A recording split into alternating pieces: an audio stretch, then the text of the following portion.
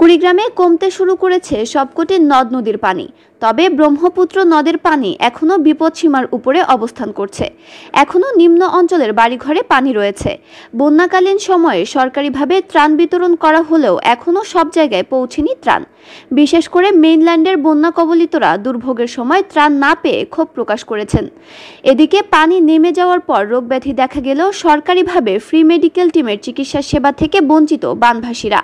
টানা 12 দিনব্যাপী বন্যায় সরকারিভাবে বন্যা কবলিতদের সংখ্যা 1,43,137 জন।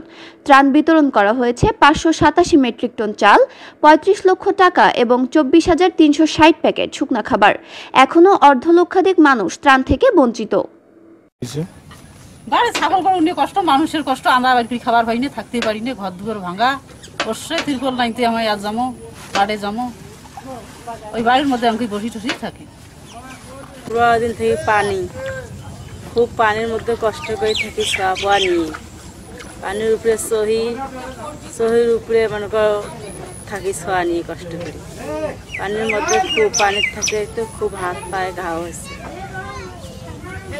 চলাফেরার কষ্ট, খাওয়া দাওয়ার কষ্ট আছে সব কিছুই, কিন্তু মনে করেন যে ঠিক মতো রান্না বান্না করে খাওয়া যায় না। গরিব বাছুরের কষ্ট, মানুষের কষ্ট, রাইতে থাকা মাকা কষ্ট, সব দিকেই আর কি কষ্টের মধ্যে আছি।